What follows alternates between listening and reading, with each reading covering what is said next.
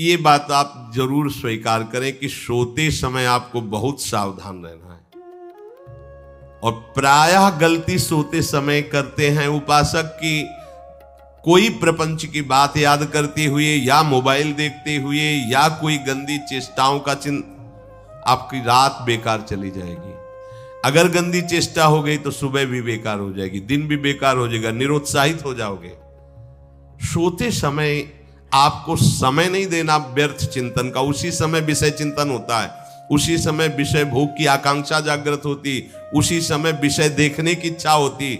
Mobile है तो जिस समय आप अपनी शैया पर जाएं स्विच ऑफ कर दें। उसमें मैसेज घंटी आने का कोई भी रास्ता मत रखें। मान लीजिए आप उपासक हैं भगवत प्राप्ति के, 30-35 वर्ष ये नहीं था तो सब मर नहीं गए थे। और बोले इमरजेंसी, जब इसकी 30-35 वर्ष से पहले इसकी कोई रचना नहीं थी, मुझे लगता है, क्योंकि 30-35 वर्ष में ही इसका विस्तार देखा है। नहीं तो कभी किसी के पास मोबाइल नहीं। कोई बड़े अधिकारी तो इतना बड़ा वाला वो ऐसे रखते थे, नहीं तो मोबाइल तो हमें लगता है 30-35 वर्ष। तो फिर इमरजेंसी कैसे चलती थी इमरजेंसी? और आप ब्रह्मा हो क्या कि इमरजेंसी संभाल लोगे? स्विच ऑफ करो। जो सब इमरजेंसी संभालने के लिए तैयार रात दिन न सोता है, वो हर समय जागृत रहता है, वो हमारा आराध्य देव है। स्विच ऑफ करो, चिंतन लगाओ श्री जी का। ये जो रात्रि के शयन के समय मोबाइल में इधर उधर दृश्य देखने हैं, अपने सर्वनाश का बीज बोना है। मान लो, हमारी प्रार्थना मान लो, ये उस समय मन आपको परेशान करेगा जब कमरे की सिटकिनी अंदर से बंद होगी। सबसे प्रार्थना है रात्रि के शयन के समय। तो बोले फिर ठीक है 10 बजे तक देख लेंगे मोबाइल, इसके बाद शयन के समय भजन कर लेंगे। होगा ही नहीं। क्या तुम देखना चाहते हो? प्रिया प्रीतम के सिवा और कुछ क्या देखना चाहते हो? वो तो सुभग सुंदरी सहज सिंगार, सहज शोभा सर्वांग प्रति सहज रूप वृषभानुनंदिनी। हमारी स्वामिनी जी की सुंदरता छुपाने के लिए आभूषण पहनाए जाते हैं, औरों को तो आभूषण सुंदरता बढ़ाने के लिए। यहां छवि के छिपाए बे को ऐसे के दास होके क्या देखोगे मोबाइल में? क्या देखना चाहते? वासना की क्रीड़ा, और तुम उस क्रीड़ा को देखना चाहते हो? परमार्थ के पथिक हो। देखना है तो प्रभु को देखने की वृत्ति रखो, अन्यथा मूंद लो आंखें। प्यारे, महान फल प्राप्त करोगे। सबसे प्रार्थना है एकांत में मोबाइल रूपी दुश्मन से बचो। क्योंकि जब आप गंदी बात कहीं देखोगे तो आपके अंदर वैसे ही चिंतन बनेगा, वो ऐसे ही लगेगा मैं भी ऐसा करूं, मैं भी ऐसा भोगूं, मैं भी ऐसा देखूं। मान लीजिए आप, जब हमारे शास्त्र कहते हैं कि पशु पक्षियों के मैथुन को भी नहीं देखना है, अगर ऐसा एक बार दृष्टि पड़े तो मानसिक प्रणाम करके दोबारा दृष्टि ना देना। और आप मोबाइल में ऐसी चेष्टाएं देखोगे, कैसे आप भगवत भजन करोगे? कैसे भगवत प्राप्ति का उद्देश्य रख पाओगे? ये कलयुग की बहुत महीन चाल है कि उसके बिना काम नहीं चलेगा और हम तुम्हें काम से युक्त कर देंगे। इसके बिना काम चलेगा नहीं, तुमको रखना पड़ेगा। और जब तुम इसे रखोगे तो हम काम अपना कर लेंगे। कलयुग ने कहा हम अपनी व्यवस्था बना लेंगे। यहां कह रहे जब आप नींद में जा रहे हैं तो बिल्कुल मानो मृत्यु शैया पे जा रहे हैं। आपको उस समय नाम जप में बहुत ध्यान देना है, कहीं मन बहक ना जाए। तो क्या होगा, 5-6 घंटे जो आप लेटोगे ना, वो भी भजन हो जाएगा। हमारा जो सततम योमाम स्मरति नित्यशा है ना, ये पूरा हो जाएगा। नहीं, उस समय हम सो जाएंगे तो हमारा 6 घंटे का वियोग हो गया, 6 घंटे भजन रुक जाएगा। और ये 100% पक्की बात अनुभव की कहते हैं। यदि सोते हुए भजन करोगे तो जगते, कई बार तो पकड़ा है कि अगर आधे पद में बेशुद्ध हो गए तो वो पद पूरा जगते ही शुरू हो गया है। मतलब बीच में स्थिति भागवती की रही। जैसे बेहोश करते समय हमने कहा था जब ऑपरेशन के हमें बता देना, तो उनका बाबा अब इंजेक्शन लगाने वाले हैं तो वो 1 मिनट हमें केवल दीजिए, अपनी चित्तवृत्ति। तो जब होश आया तो वही पहले चिंतन चल रहा था, वही चिंतन। जैसे सोने के समय हम बेहोश हुए तो जगने के समय वही चिंतन, ऐसे ही इंजेक्शन से जब बेहोश हुए और जब होश आया तो वही चिंतन चल। बहुत बड़ा चमत्कार अभ्यास का है। नींद खुले तब से लेकर गाढ़ नींद आने तक स्मरण में कभी रुकना नहीं। और आपको एक छूट दे रहे हैं। कभी कभी क्या होता है कि एक मंत्र में, एक नाम में जैसे बहुत देर अभ्यास करते हैं तो मन उबने लगता है। इसका स्वभाव है, ये अनुभव की बातें कहते हैं। इसका स्वभाव है नवम नवम, नहीं तो ये मतलब, तो इसको हम लोगों ने कैसे फंसाया है। जैसे गुरु मंत्र जप रहे, अब 2-3 घंटे लगातार गुरु मंत्र जप, अब इसको उबन बढ़ी, अब ये छोड़ रहा है, बीच बीच में पता चलता है छोड़ना चाहता है, छोड़ रहा है, तुरंत इसको नाम में फंसाया। अब थोड़ी देर नाम में चला, फिर उब रहा है, बहुत विचित्र है ये, अब उसको फंसा दिया। और पीछे की बात अभ्यास के समय, नमामि समीशान निर्वाण रूपम विभुम व्यापकम ब्रह्मवेद स्वरूपम। चिंतन, पदगान कर रहे, ये भगवान शिव पदगान कर रहे हैं और उसका चिंतन, निर्वाण रूपम विभुम व्यापकम ब्रह्मवेद स्वरूपम। अब अपने यहां अवसर है, सुंदर सुंदर कोई पद गुरु मंत्र जब करते हुए मन जब उबने लगे, राधा वल्लभ श्री हरिवंश, राधा वल्लभ श्री हरिवंश, राधा वल्लभ श्री हरिवंश, इसमें भी उबने लगे, शुरू कर, जोई जोई प्यारो करे सोई मोही भावे, भावे मोही जोई, इसमें भी उबले लगे। सुधा निधि का कोई एक लाइन ले लो, ब्रह्मेश्वरादि सुदुरूह पदारविंद श्रीमत् पराग परमाद्भुत वैभव, ब्रह्मेश्वरादि सुदुरूह छोड़ना नहीं है, तू भाग में नवम नवम दे रहा हूं, नवम नवम। इसको फंसाने के लिए आपके पास अस्त्र हो, जैसे यहां चाकू, यहां पिस्तौल, तलवार, ये वो सब बिल्कुल वीर सजा रहता है, ऐसे ही अपने लोग सजे रहते। छोटा राधा, अब एकदम चिपक गया है आके, तो कैसे मारे, तो छोटी चाकू है ना वैसे, राधा राधा राधा, थोड़ा दूरी राधा वल्लभ श्री हरिवंश, थोड़ा और दूरी गुरु मंत्र, बड़े बड़े अस्त्र अपने पास रख ले, बहुत भाग रहा है तो फंसा दिया। प्रथम यथावति प्रणव श्री, अब लग पूरा पदगा, पूरा पदगा उसमें लग, प्रथम यथामति प्रणव। भोजन पाते समय ऐसा अभ्यास किया है, 1 घंटा के पहले भोजन नहीं होता, चाहे 2 रोटी पाना हो, समय लगता है भोजन, आराम एक एक नाम, एक एक, कुछ भी हल्ला मचाओ, कोई फर्क नहीं पड़ेगा, अपना चलेगा। अभ्यास स्नान के समय, भोजन के समय, किसी क्रिया के करते समय, किसी से बात करते समय, सोते समय, ये विशेष स्थान जहां में सावधान रहना है। यहां भजन छूटता है, ध्यान देना, यही भजन छूटता है। चलते समय, क्रियावान होते समय, प्रसाद पाते समय या किसी से बतराते समय, ये सब भजन के छूटने के स्थान है और यही पकड़ना है भजन को। जब आपको बिल्कुल न लगे तो मानसिक सब बंद कर दो और गुनगुनाने लगो, जो धुनी आपको अच्छी लगे उसी में नाम, कोई नाम लेके, संसार का चिंतन न होने पावे, चाहे जो कुछ तुम जहां तुम्हारा मन आवे, गंगावरी गोदावरी, कुछ भी, भागवतिक चिंतन के सिवा संसार के चिंतन न होने पाए। पहले ऐसे अनन्य बनो, फिर बाद में अनन्यता आती, रसना कटो जो अनर। हाँ भी विषय चिंतन कर रहे हैं, प्रपंच कर रहे हैं, बोले रसना कटो जो अनर रटो, और नहीं बोल सकते, प्रपंच बोलेंगे बस, रसना कटो, ये शब्द वहां नहीं आते। पहले हम आपको छूट देते, भक्त चरित्र, भगवान की चरित्र, नाम कीर्तन मंत्र, जो भी चाहो, संसार का चिंतन मत होने देना, पहले ये पकड़ो, फिर आगे चल करके जब पवित्र हृदय होगा तब ये निष्ठा आती, रसना कटो जो अन रटो, निरखियन फुटो नयन। मान लो संसार का चिंतन नहीं करने देना है इसको, आप जैसे बने वैसे करो भागवतिक चिंतन, कोई नाम ले लो, कोई मंत्र ले लो, तुम्हें जो प्रिय लगे, हम छूट देते हैं। ये हम नहीं करें कि रसना कटो जो अन रटो, ये बाद की बात है, हमें पहले इसका संसार चिंतन रोकना है। कैसे छूटेगा, कैसे छूटेगा, हमें यह पकड़ना है, नहीं तो निष्ठा की बात। जो हरि नाम जगत त्रिशिरोमणि वंश बिना कबहू, हरिवंश बोलेंगे नहीं, हरि बोलना नहीं है, हरि बोलना नहीं, क्योंकि जो हरिनाम जगत त्रिशिरोमणि वंश बिना, हरिवंश बोलना नहीं है क्योंकि प्रपंच में रति। तो क्या करो, जो तुम्हें प्रिय लगे पहले उसे पकड़ो। ये हम अंदर की बात कह रहे, प्रवचन की बात नहीं कह रहे। मन को फंसाना है हमें। राम कृष्ण हरि जहां लगे इसको लगा, पहले इसको फंसाओ, संसार का चिंतन न होने दे। गीता भागवत भक्त चरित्र कुछ भी कहीं भी इसे फंसाओ, पहले संसार का चिंतन न होने दो, फिर लाओ इसको घुमा के निकुंज वाटिका में। फिर तो भागेगा ही नहीं, फिर नहीं भागेगा। अब सीधे निकुंज वाटिका में किसी महाभाग्यशाली गुरु आश्रित का लगेगा, अन्यथा बहुत प्रपंची मन है।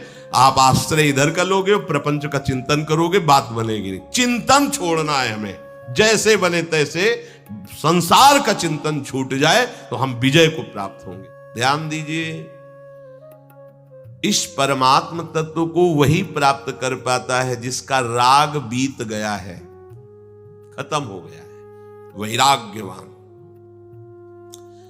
ज्यादा परिश्रम नहीं है वैराग्य में, विवेक नहीं होने के कारण हम वैराग्य नहीं धारण कर पाते।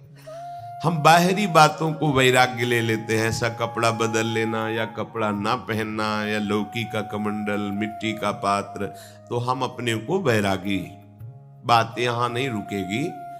वैराग्य का इतना ही मतलब नहीं, ये भी एक बाह्य अंग है वैराग्य का, पर वैराग्य का सच्चा स्वरूप है वीतरागा।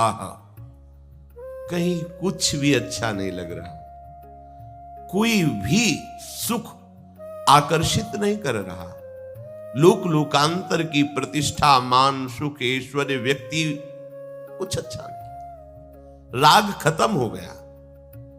ऐसा उस अक्षर ब्रह्म को, अविनाशी तत्व को जान पाता है। जगते भयो फिरे बैरागी।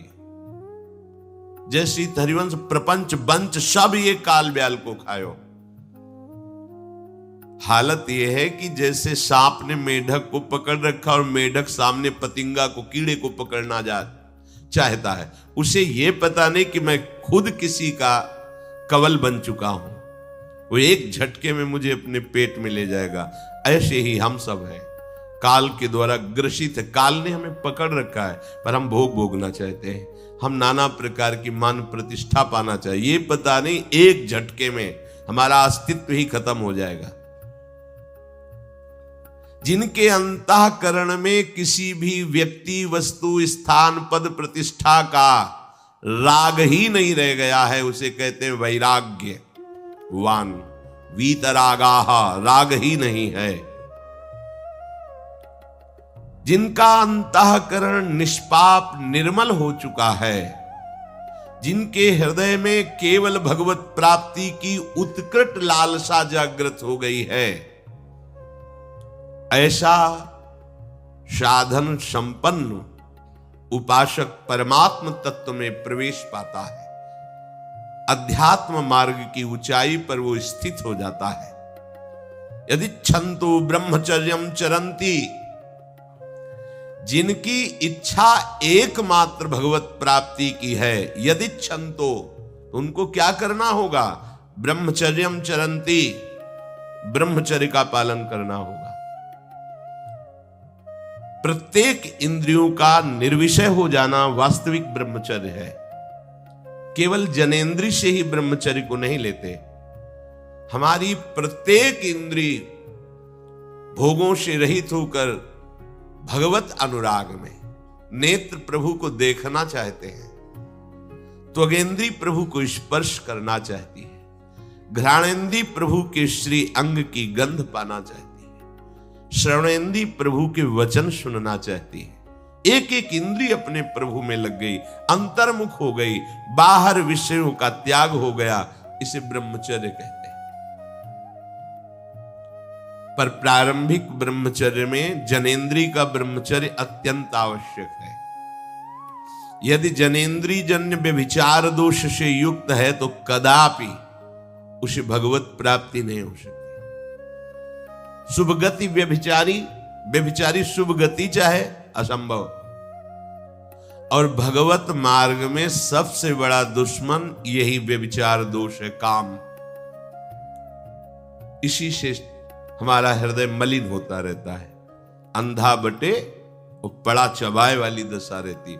हमें 50 वर्ष हो गए, अरे 50 जन्म हो जाए तुम व्यभिचार करो, गंदी बातें करो, गंदे चिंतन करो, सो समय व्यतीत कर, अनंत जन्म व्यतीत हो गए, भगवत प्राप्ति हुई क्या?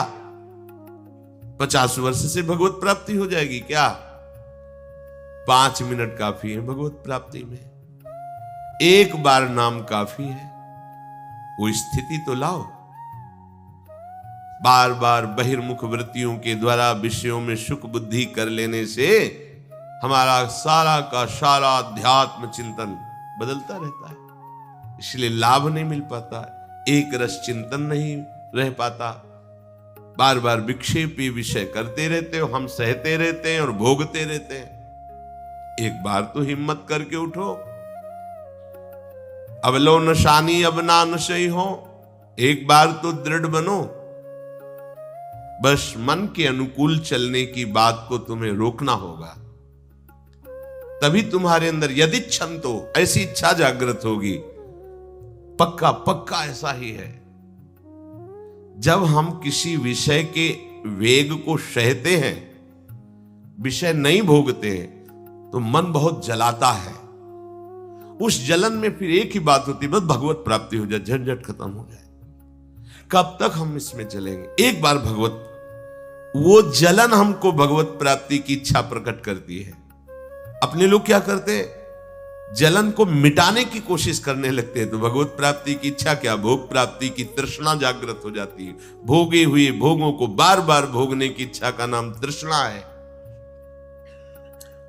बाहर और भीतर से कोई सहयोगी नहीं, जल रहा है उपासक, तब रास्ता निकलता है भगवत प्राप्ति का, तब इच्छा प्रकट होती। अब नहीं, बहुत जल लिया, अब तो केवल प्रियाजू के समीप जाना है, अब तो प्रभु के सानिध्य में रहना है, नहीं इन भोगों की जलन में जलना है।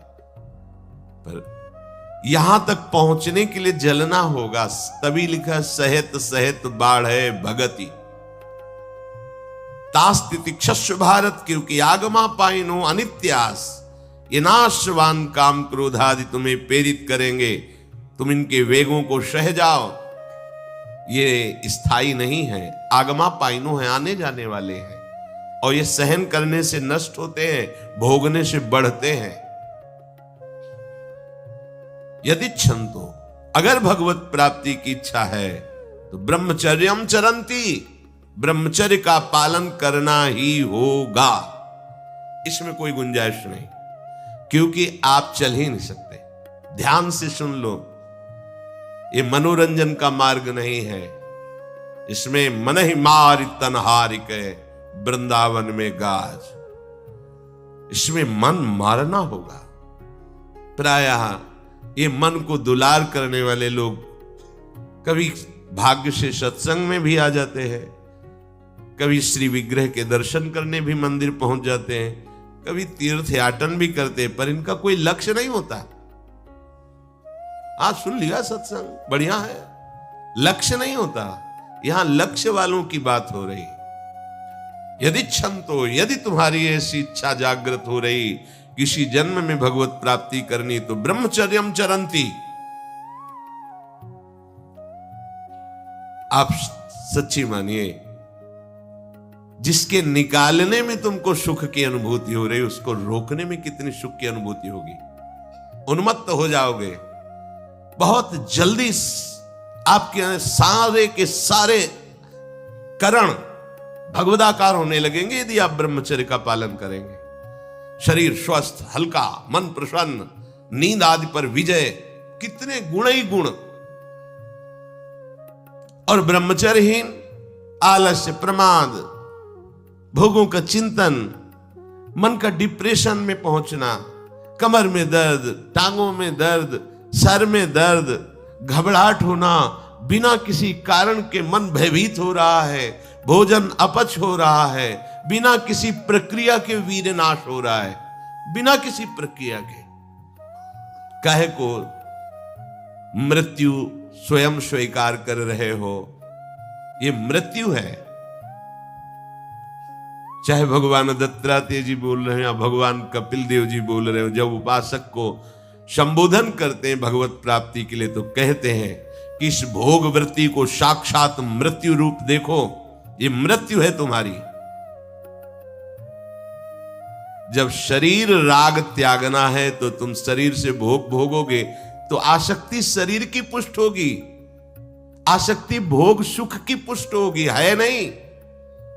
कितने दिन शरीर रहेगा, कितने दिन भोग रहेंगे। विचारवान बनो, ब्रह्मचर्यम चरंती, ब्रह्मचर्य का पालन करो।